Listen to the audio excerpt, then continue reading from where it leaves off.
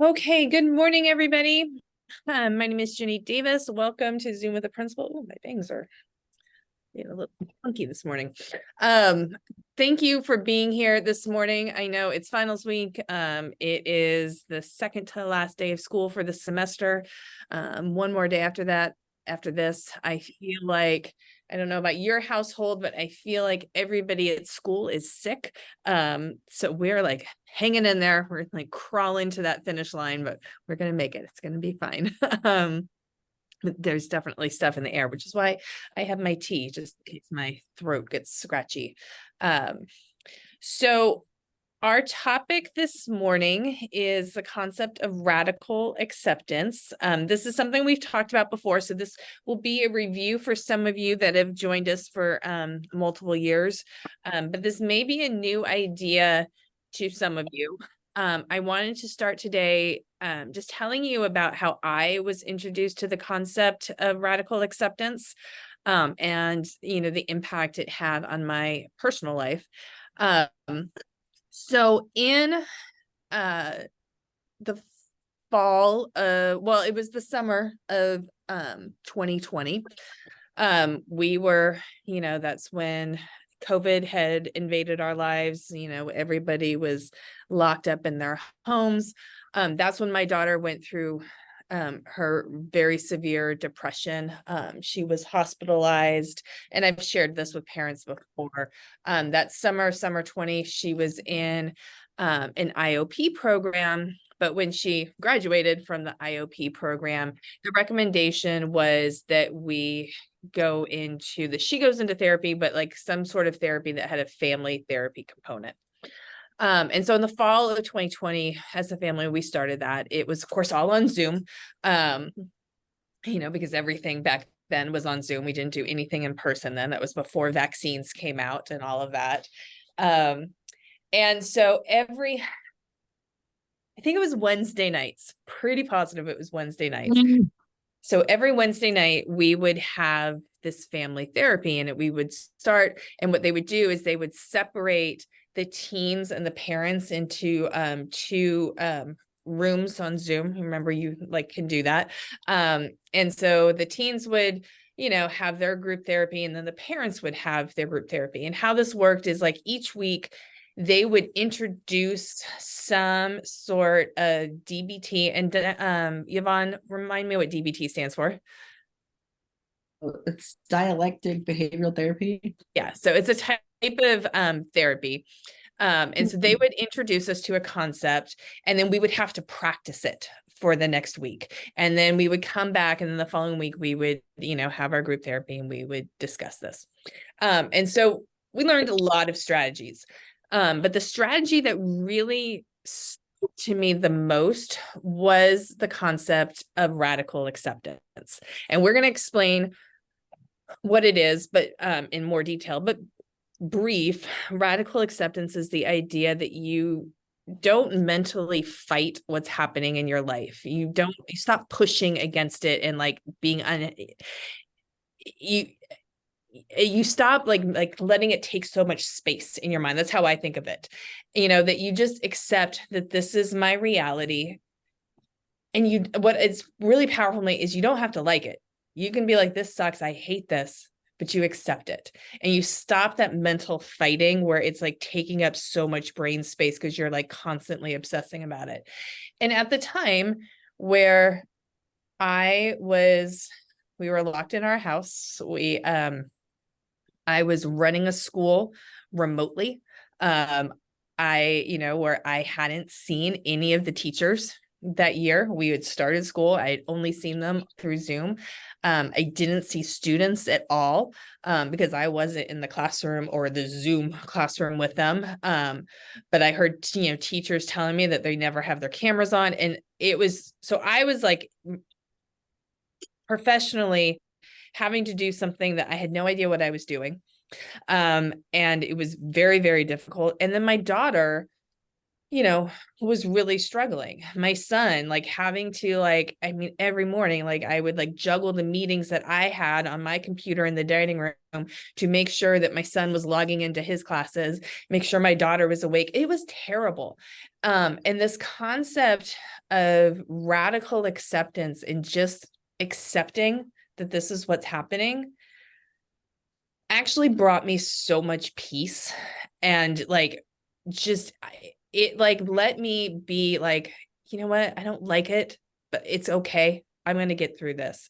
And I that year I write a column for the school newspaper. Every edition I have a column, and so I wrote about radical acceptance that year. And, you know, and it's something that I think is hard for our teenagers to understand. I'm going to talk about this and how, you know, we always like help our teenagers with this. I think this is a concept that maybe is more powerful for adults, because I remember the reaction to that column that I wrote in the newspaper. I had so many teachers reach out to me and be like, that actually really, really helped me.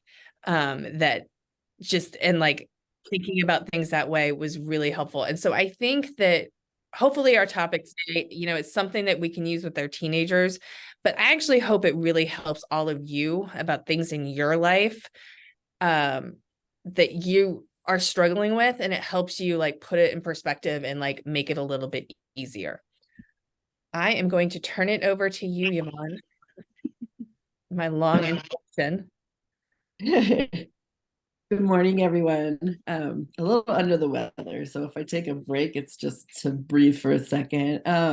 When you were talking, I just had all these memories come back of during COVID time, and this is kind of when I really started reading more into this concept. Like it's something that we learned in school, but not something that I typically thought of for myself. And one of the things was in the beginning of the pandemic, we were all at home. I had my 3 kids there, and I had this desire to like try to make things really normal for them. And so I was like putting them on schedules and doing craft time and like doing all of these things that I normally didn't do to try to like make their life more normal. And I remember that because it was super exhausting.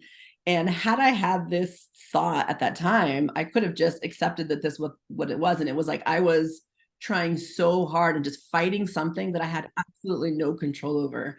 And so for me, that was a kind of a pivotal moment where I was like, okay, I see there's so many things that I'm fighting that are just burning my energy. I remember being drained. I'm like, I'm not even going anywhere. Why am I so tired? And then I realized that mental energy of fighting something that you just can't fight was something that I had to do differently. So I want to start us off by doing a check-in. And this check-in question will kind of pop up throughout the rest of this session. But I want you to think about today just something, it could be anything that worries you, something that you're worrying about right now. It might be a family member, it might be finances, it might be your kids' finals that are happening today. I want you just to kind of hold that in your mind, like, what is it that's worrying me today? So hopefully y'all got your thought. I have a few of them, so I'll come back to that. So just remember what your worry is. So we're going to talk about radical acceptance. Many years ago, the Dalai Lama was interviewed about the topic of mindfulness and happiness. And the question that he was asked was, what has been your happiest moment in life? And he responded with this one. And that always strikes me because, you know, I think back at when I had my kids and I have all these very fond memories of them being little, and I, you know, go through pictures and remember like how sweet and cute they are. And I think like, man, I wish I can go back to that time sometimes. But when I like really reflect on that time, I was exhausted. I was crabby. I was a disaster. I was frustrated with everything. I remember like wanting to go out to a restaurant and just wishing my kids were more self-sufficient at that time. So in the actual moment that I was in, I was not content at all. I was not happy. I was stressed. I was frustrated. Oftentimes I was just like somewhere else. I was like in my head. I was zoned out. I was probably like counting down minutes till my husband got home from work, or counting down minutes till they went down for a nap, things like that. And so I never really treasured that moment. And so it's those memories of the moment that I'm like, oh, that was so sweet. But in reality, it was like not a fun time for me. You know, when people talk about like, oh, I'm a stay-at-home mom, I'm like, oh my God, that's so sweet. But when I really reflect on it, like that was the most difficult job that I ever did. And I wish I would have had that perspective of, man, like I wish I could have lived in this moment. I had a conversation with somebody this week and they're like, I really find it refreshing that you know how to live in the moment. And I laugh because I'm like, man, did that take some time and some really hard lessons of things that I really truly missed out on. When I think I mentioned this, if you've heard this before, when my son moved out for college, like I literally cried remembering all the times that I didn't just spend with him. I didn't take him to the park. I didn't know all these things. So there's just all these regrets. And, like the Dalai Lama said, I don't think there's ever been a moment in my life where I feel like this is it. This is the moment that I'm like living my life for. This is where I'm the most content. I just don't think that way. We are wired to find negative. Like that's just the way that we think. Out of our insecurities, we fault ourselves. It says true freedom is being without anxiety about imperfections. And I don't know about you, but I probably never lived a day where I am without anxiety about any of the imperfections about myself or the things that I do. The acceptance of the fact that life is not perfect. The problem is that we spend so much time fighting things that we have absolutely no control over. So, like Ms. Davis said, this comes from DBT, and this is a therapy that really teaches people how to live in the moment, to develop really healthy ways to cope with stress, to regulate their emotions, to improve their relationships with others. So there's a bunch of steps when it comes to DBT, and radical acceptance is that piece, as Ms. Davis said, of like just being able to accept life for what it is. You don't have to like it. Like the pandemic, I did not like it. I was not comfortable in it. I was not happy, but it didn't matter really what I thought at the end of the day. It just was. And so it's just accepting that that's just what it is. So one of the goals of this type of therapy is to acquire distress tolerance skills, where clients learn to manage distress in healthy ways. We're kind of wired to run away from stress. Like we want to like escape things that are difficult. So these skills are helpful for people where you might be in a situation where you have no control, but you still need to, and you're responsible to manage your own response to that, right? Like I was talking to someone the other day that was going through a divorce, and it was something that, she had no input on. It just happened, and it's awful, and it just happened. And, she's kind of like replaying all these things that she could have done differently, should have. And at the end of the day, it was so much energy was going into that. And she sat there and she goes, I'm saying all of these things, but it doesn't even matter what I say. And my heart broke for her because it was true in that moment. Like she had nothing that she could contribute or do to change that situation. So radical acceptance rests on just letting go of the illusion of control and willingness to notice and accept things as they are right now without judging. And I love that they say illusion, because when we talk about control, typically it's an illusion that we can control something. Like putting your kids to bed, for instance, right? I have this illusion that I send them in their room and I turn the light off and they go to sleep. Well, last night I woke up at 4 a.m. to get some cough syrup, and my son was up watching TV at 4 a.m. So I have no control. Like there was nothing that I could have done. Like it just was. And so I was upset about it. But letting go of that illusion that you can actually control something. So I want to go back to my original question of what is worrying you right now? And so they're in the chat. I don't know if you want to read them, Ginny, what people have said about what their worries were. Lots of health. I worry about health with all the viruses going on again. I am right there with you on that. On my aging health, yes, absolutely. Health is my number one worry. So lots of health, which health stuff. I mean, there is a lot of like, Yvonne's sick. Like, like I said, like I feel like our staff is sick. Every time I get a tickle in my throat, I'm like, oh my God, I have COVID.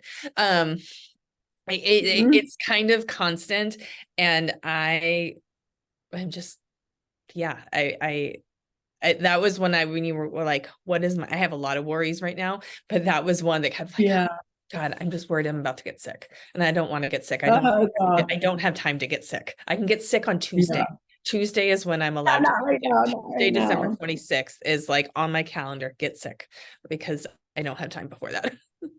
So like dissecting your worry, right? If you went a little step further, we talked about health, if that's what everybody's concerned with right now, like there are probably things we can control and there's things that we can't control. So for you, Ginny, what would you say, what part of that do you have control over versus what part do you not?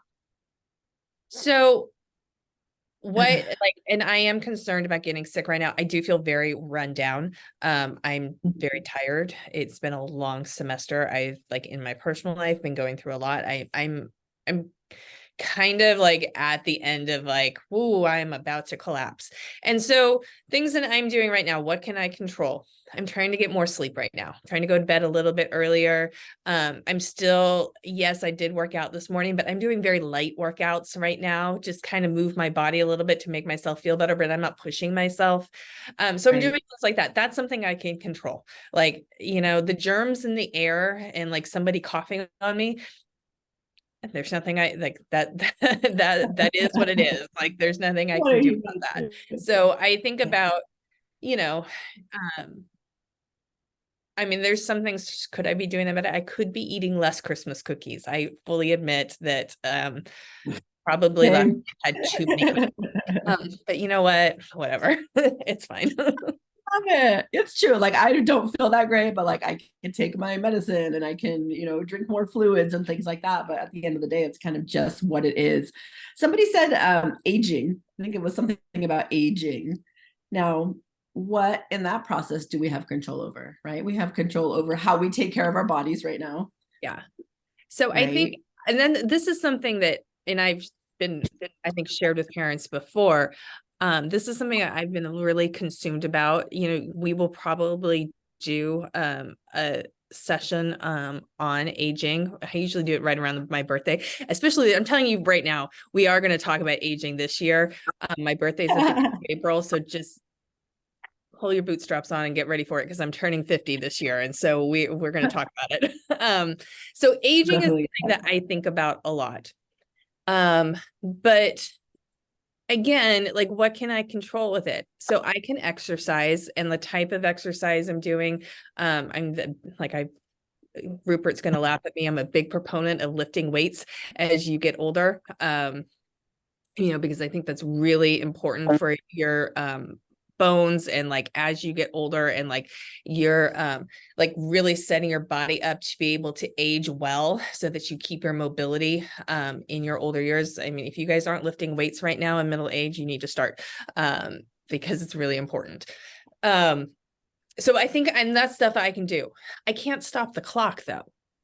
I'm going to get older. I'm going to turn 50. Like like that. So like, I guess my attitude towards it is do what I can control. I can like take care of myself. And so I can try to ease, and so that I age better. And I don't have, I'm really like, I just look at, like the stuff that my mom went through with like her mobility issues. And I don't want to have to like, I don't want to have to face like, I don't want to and be that burden on my own family and my kids, with those issues. And so I'm doing things now that I can control to like hopefully, prevent some of that. But it's gonna happen, right? Oh, totally. It's funny like your priorities change, because before it was like I'm gonna do weights and exercise so that I can wear this outfit, or and now it's like, man, I got out of bed and I was just like, it's like I'm stretching and lifting weights so that I can live a life where I'm like not stuck on my couch or not able to do and enjoy all the things I want to do. So it's, when I was younger, it was just like, oh, it's, because it was a vanity thing, and now it's like a survival thing. This is definitely a worry. One of the things that I think a lot of us have worried about, and I tend to let go of my worries a little bit over the years, is how our kids do in school. No, I mean, we have some control over it, and we could talk about this one for days with my kids in school. But most of our suffering in regards to our children's grades is our expectations, right? We have high expectations for our children. I know for a fact that my child, all of them, can do better than they've done. And so I hold that as like my standard for them. Unfortunately, I cannot make them turn in assignments. I cannot force them to do their best on an assignment. I cannot force them to remember to even turn in their assignments. And so I think this is one that causes a lot of friction in households. I think it's one that does a lot of damage on relationships. And I just want to hear thoughts about that. Like, do you have worries about your kiddos' grades in school? I'm going to assume yes. And if so, which part of it do you feel like you have control over? Because there's definitely things we can do. Like I take away phones and I take away privileges and do all these things, or I reward them in certain ways. But at the end of the day, if it's not a priority and it's not important for them, there is absolutely nothing that I can do.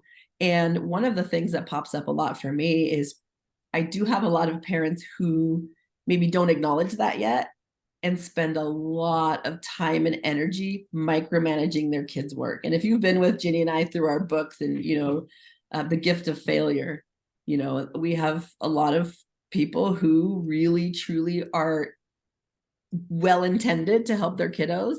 But I think oftentimes it gets to the point where it's counter to, it's like, it's not helpful.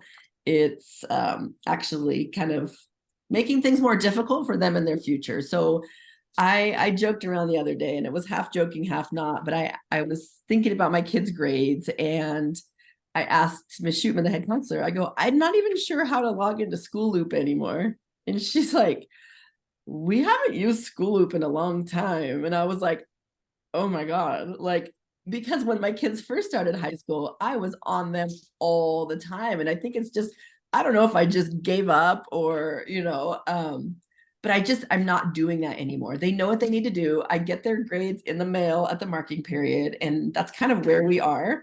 And I know that like one of my kiddos wanted to go to, a big Ivy League school when he was younger. And now I'm like looking at grades and I'm like, that's probably not going to happen. You're probably going to go to community college, and that's okay. But I've really done this switch of like letting it go. And part of it's just survival for me. Like I'm busy and I don't have time to do all that. But it was something that I really tried to control. And it did a lot of damage, especially during the pandemic when I was trying to do homework with them and all those things. So I just wanted to hear from people like, what do you think about your kids' grades? How much control do you have? Is that a source of contention in your house?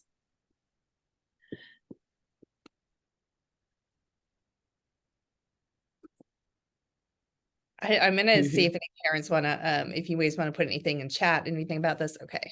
Rupert says, I learned about the difference. Oh, where'd you go, Rupert? I learned about the difference between accepting units and credits over worrying about GPA, both professionally and as a parent. Yeah, I think I think GPA is not something that's worth us worrying about. I really don't. There's somebody that works at Piedmont that I'm very close to that was worrying about her child's GPA just yesterday. And I was like, hey, what are you doing? Don't worry about that. You know better. Don't worry I about might know who you're talking about. like don't do that. So Amy, okay, there we go. Amy says, I worry about my daughter putting too much pressure on herself. Absolutely. That was our topic last week. Yes. And I think that's a legitimate thing to worry about. Virginia says, at this point, I'm okay with any passing grade. Virginia, I'm right there with you. If they pass, that's our goal is that you're going to graduate from high school. Like that's like, try not to get suspended and graduate. Amy says, I try to reassure that we don't expect perfection. And I think that's all that you can do. It's really hard. They oftentimes expect perfection in themselves. And especially like if your kid like is having trouble getting started with assignments and like not finishing assignments, a lot of times it's like this like internal perfectionism, where they just get very stuck with that. And that's really hard to combat. Leah says, for sure, Ms. Yvonne, we are concerned about our kids' grades, homeworks, all of that, but we want them to do the best we can, but we can't force them. We can just encourage and remind them. And I want to, so, there's a 6-year gap between my two kids. And when my daughter was in high school, like I said, so when she was hospitalized for depression, that was the summer in between her junior and senior year. And so her senior year in high school was the year that we were on distance learning. And, I had big goals for her on where she could go to college. I mean, they weren't like crazy goals. I wasn't thinking she was going to get into Stanford or anything like that. But, I definitely expected her to go to a 4-year college. She had the grades for it. I made sure that she took those A through G classes. Like she was A through G eligible. It was like even with all her struggles, she still was. But mentally, she was not ready to leave home and go to a 4-year college after when she graduated from high school. She just wasn't ready. And that was something, like I talk about this concept of radical acceptance. That was something I had no control over. And I just had to accept that this is where she's at. It wasn't what I wanted. It wasn't, when I thought about like what she's going to do after high school, her going to Foothill for a year was not something I had planned for and thought was going to happen. And I had to accept that and just live with it. And like, I didn't like internally, like, did I like it? No, I wanted her to have, a typical, I wanted her to have the college experience I had. I had a great college experience. I loved living in the dorm and like going and doing that. But I had to like let that go and be like, no, that's my dream. Virginia, your hands up. Good morning. Morning. I I like have the shirt. really, thank you. I have really had to accept that not all kids are the same. Well, not all my kids are the same. I have a sophomore and a senior who are completely different. I have one who says, "Oh my gosh, mom, it's finals. I'm stressed out. I don't know how to do this." And I have another one that I asked, like, "How do you feel about finals today?" "Oh, it's going to be easy." And it's just like, it's sometimes it's hard to believe, like two totally different kids. It's crazy.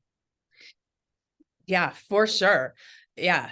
My I son, always say like the first two kids, I swore I was mother of the year. Like I was like, I did something right. These kids, and then number three comes along and just completely rocked my existence. I probably never felt so insecure about my parenting. Like they're different. I've parented them mostly the same way. School was easy for two of them, and it's the yeah. third one just doesn't really care.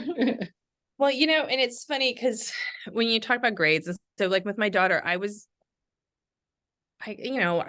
crazy. I do this for a living, so I know like what's like the proper amount of monitoring, what's not. Yeah. But I monitored her grades, and I was on top of it and making sure. I'm not with my son. I probably more middle school because I had the teachers like contacting me that he's not doing work, and so I'd have to get on him. This year he's actually transitioned very well to high school. It's going very well. But the other day I was in his Canvas, and not to look at his grades because he's in ethnic studies. I was talking to our ethnic studies teacher, and she was like, "Oh, can you get me a copy of his syllabus?" And so I actually went on Canvas to like pull up his syllabus to share it with our teacher at Piedmont Hills. And I was like, "Oh, like literally, you guys, this was 2 days ago." And I was like, "Oh, I'm here. I should look at his grades." And I had this moment of like, "Oh God, it's the last week of the semester. What am I going to do if he's not doing well? It's too late. Like, I'm just going to have to like accept it and deal with it." Um, so I had this like dread of like, "Oh God, okay, here we go. Look at his grades. You guys, he's doing really well." And I was just like, wow. And I was like, because I have not been focused on it. Virginia put a comment in the chat, a little back, like there's so much, in this life, like, we talk about like concentrating on our own health, our family's health, and then you got their school, and there's just so much that you have to pay attention to. And sometimes we drop the ball, and like there's one area that we're not focusing on. Yeah.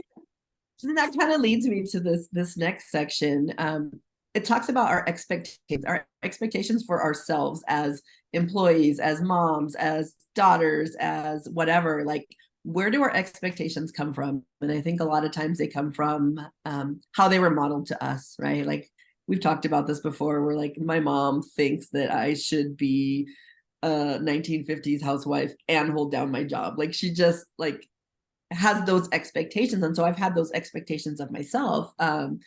I was brought up in, we actually lived in a care home. So my family used to take care of Vietnam vets who were very mentally ill. There was 30 of them that lived there. We lived on site there. I grew up helping people. I, would give them medication, help them do all these things. So that's just kind of ingrained in like everything that I do. The problem with that is that I was never taught to find balance in that. My mom worked around the clock. She was always with these, with the patients, and she never gave herself a timeout. And that's just kind of how I've managed. And so there's been a lot of times in my life where I feel like I've lost sleep, I've lost productivity just from feeling like I have to say yes and do everything. A lot of suffering for me comes from the fact that like I don't want to disappoint people. I don't want to say no. I don't want to leave somebody that wasn't helped. Sometimes I feel like, I guess it kind of goes to like the should, like what are your shoulds for yourself? Like I should be a great mom. I should be fit. I should be, making dinner every night. I should be spending an hour with my kids uninterrupted. I should be helping them with their homework. I should be, looking to see what their grades are. I should do all of these things. But the reality is just given time and energy, it's like, I can't do that. And sometimes I just have to accept that, like, this is who I am. This is what I have to give. And that's okay. And that's something for me that I just was never raised to even be able to think that.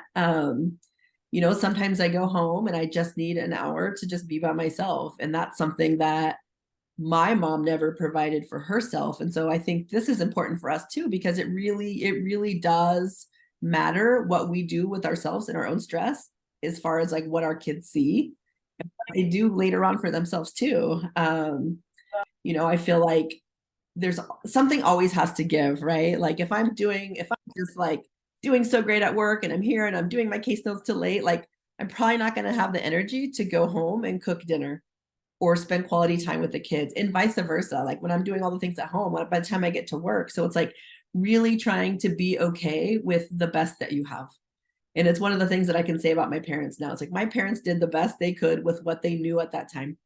And it's different than what I'm doing now, but I want to keep that progression going so that my kids are feeling like satisfied with life and just accepting things that maybe they don't have control of. I don't have control to make everything perfect in my environment, whether it's my kids, my house, all those things. Like I just don't have that. And I accept the fact that my energy is limited. And that's something for me that's been a little bit new. The other thing for me was I was brought up that I was supposed to always be like happy and bubbly and upbeat. And my mom, like if I was like down, she'd be like, what could you possibly have to complain about, and things like that. And I've really done a lot of work in my adult life to accept the fact that I'm not perfect. And I think that's something that I really want for all of our kids, because that's something that's very exhausting. It's okay to have emotional range. It's okay to be down sometimes and happier sometimes. It's like we don't have to have our lives all together. And so for me, those are the things that have kind of caused distress that I wish I would have had more of this acceptance for earlier.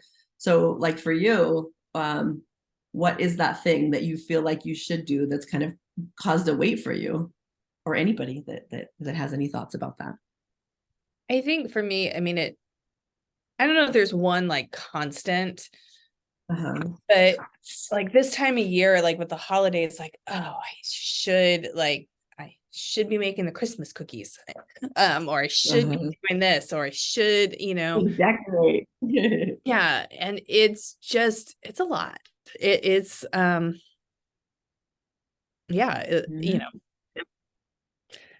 yeah, it's a tough one. One of this concept also was, it was a book. I think her name was Tara Brach is her name, and she wrote the book Radical Acceptance, and it kind of goes more into depth about DBT and things like that.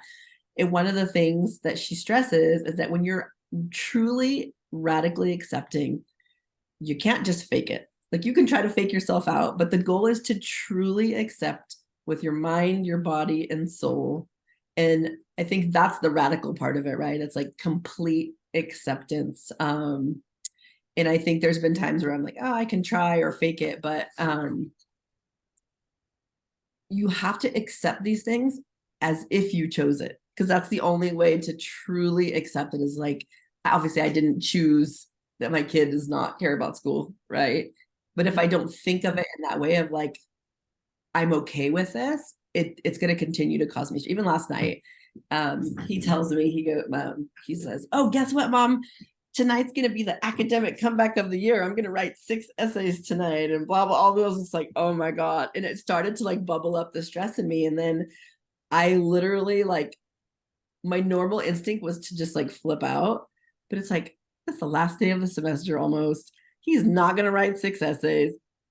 He's probably going to have to take it in the summer. Like, and I felt like I actually slept like a baby last night. And normally I would have been up like trying to help him do it. And what am I going to do? And so I'm like, I did kind of accept it as if I chose it. I just, and not giving that energy to it is like giving me the opportunity to also just watch him learn from that failure. It's going to suck to be in English in the summer. It's going to suck. It's going to suck for all of us probably, but particularly for him. And so he needed that hard lesson. And I feel okay with the way that played out.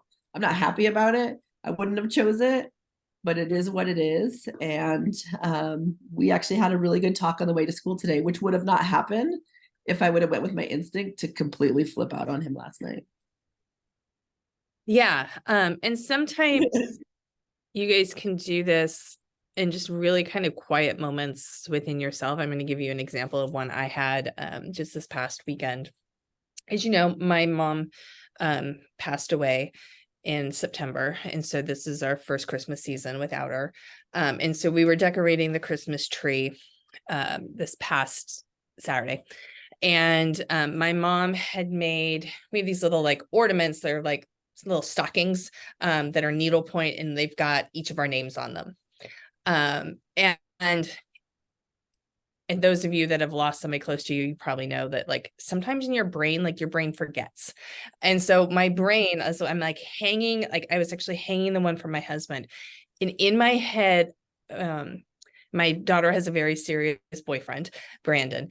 And so in my head, I thought, oh, I wonder if Mom will make one for Brandon. And then I had a moment of like, oh no. And I accept it. Like I had this like internal, like, cause like now I'm so used to like doing this in this way of thinking. I had this like, yeah, that really sucks. I just this really sucks. Yeah. I don't feel good about this, Mm-hmm. but it is what it is. It's okay. It's okay. Mm-hmm. And it's okay that I'm sad and it's okay. And so like that part of like the radical acceptance is not denying your feelings.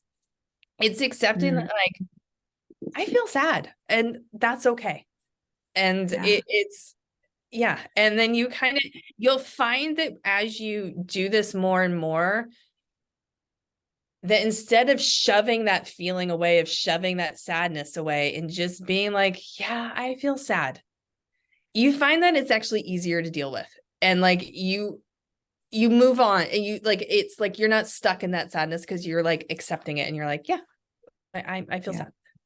And I think with grief, I think like exactly like you said, it's like, man, sometimes it'll just hit you that way and just, it's sad. It sucks. It is okay to be sad, there's a list here of like why accept reality. And you actually hit a few of these when you were talking right now. The first one is rejecting reality doesn't actually change reality. I wish that would be awesome if you could change things and they were different. The second is that changing your own reality actually requires you to first accept your reality. Third one is pain cannot be avoided. It's nature's way of signaling that something's wrong.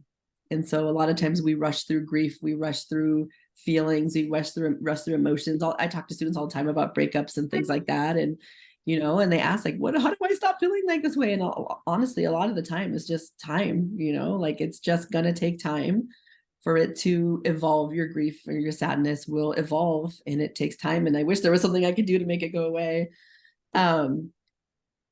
Rejecting reality actually turns pain into suffering. And I'll go into this a little bit more about the difference between pain and suffering, but rejecting it really just, creates this heavier, more long lasting pain. And that's what suffering is.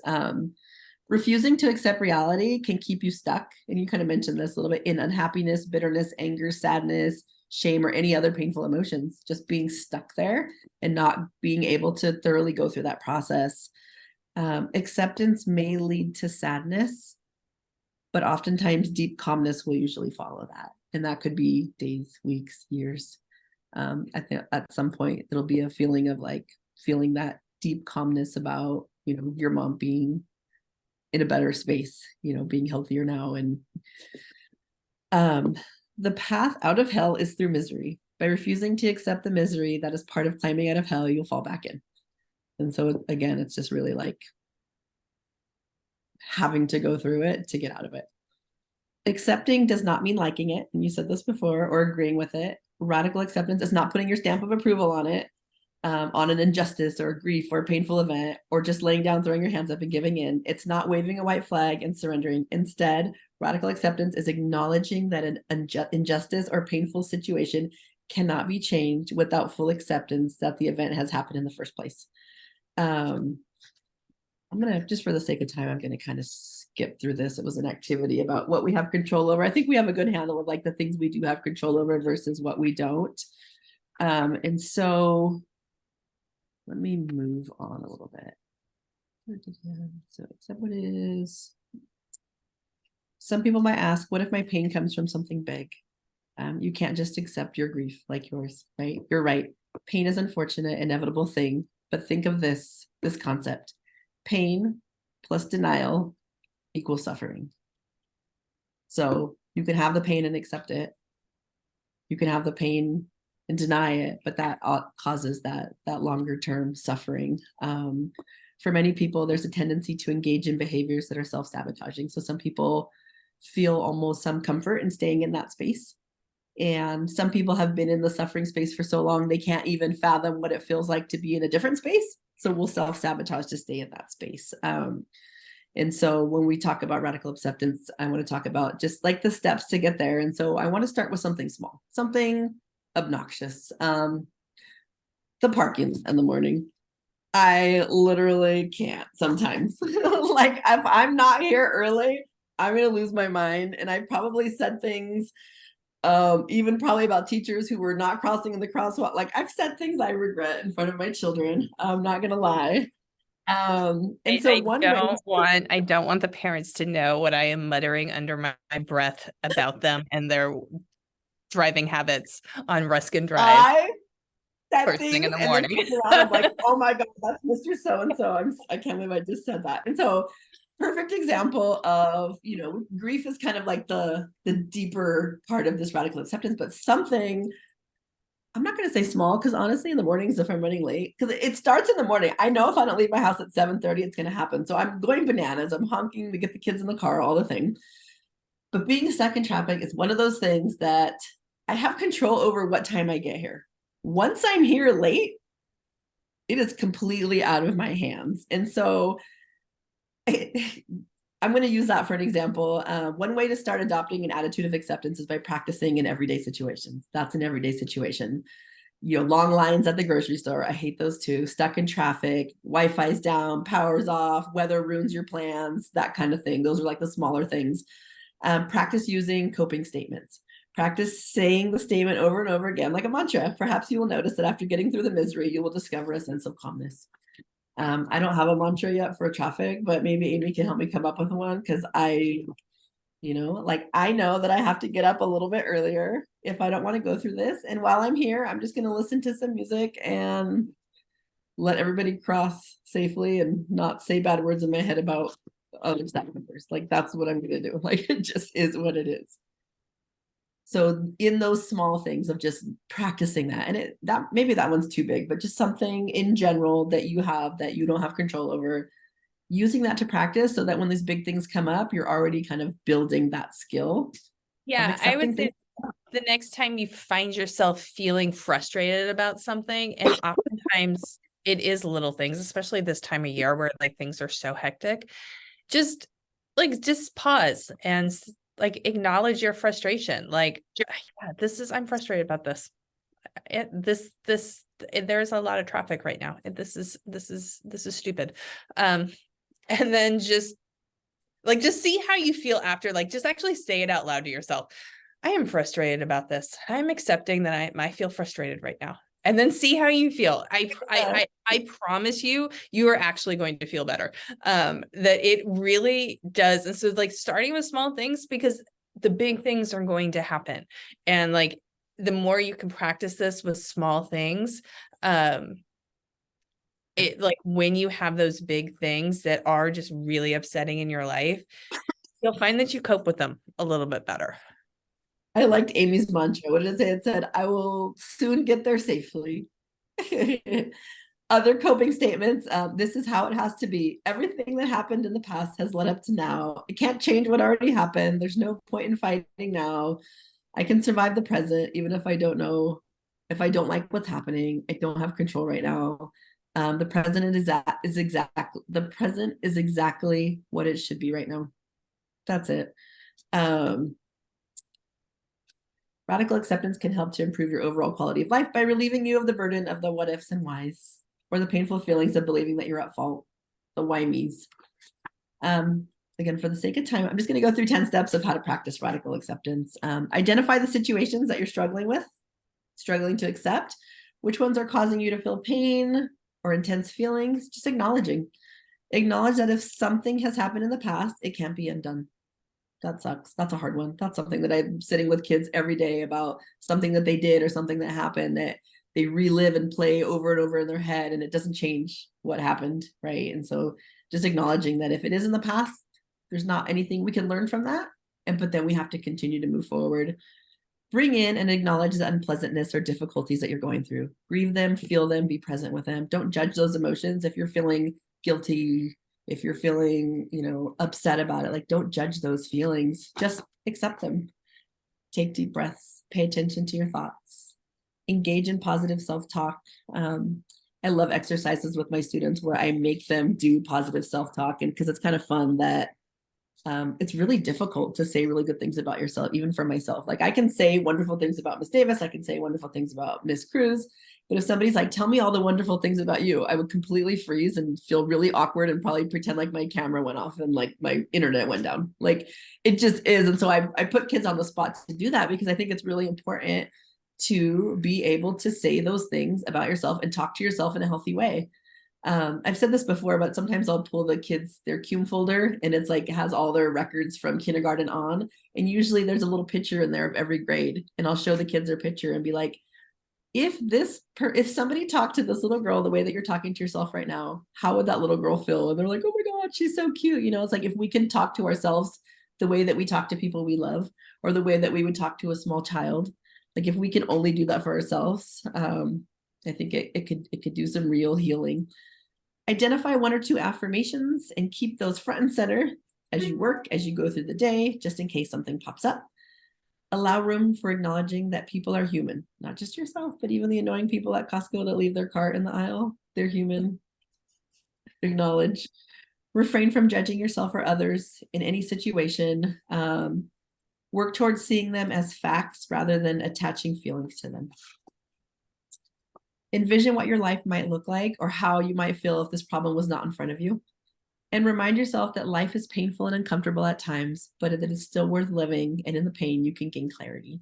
So I always like, no matter what hard things are happening with my students, I always want them to come out of it with some sort of lesson or some sort of growth. And I think for all of us, we'll continue to do that. And so that is what I have today. Awesome. We have a book recommendation in the chat. Get Your Life Ooh. Back by John Aldridge. I wrote that down. I'm going to look that up. Thank you. Maybe that's something I have a plan over Christmas break. I'm going to be doing a lot of putting together puzzles and listening to audiobooks. So maybe I'll put that on my audiobook list. Because I like to books like that. I like to listen to. I spend my reading time on my trashy novels, though.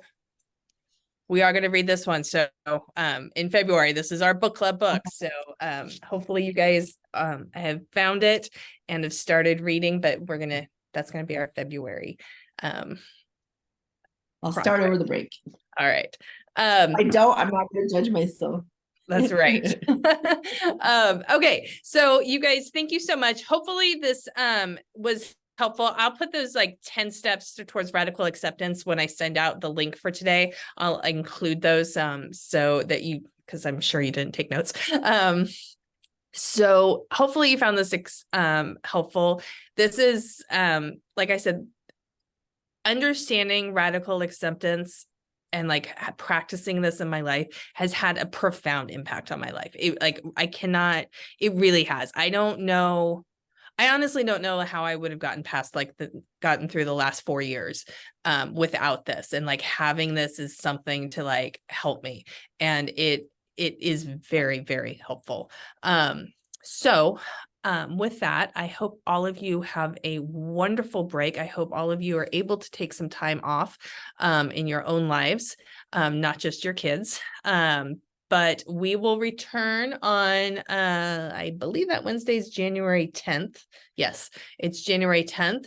And our topic is Ms. Yvonne's favorite topic, finding your spark. That's our January New Year's resolution, like type of like starting fresh topic. So I feel like I have a new spark every time I do this talk. I'm excited. I love this topic. It's like we talk about it every January, and I do too. I always have a new thing. So hopefully this will be inspiring for you guys. Happy holidays to all of you. Enjoy your time off.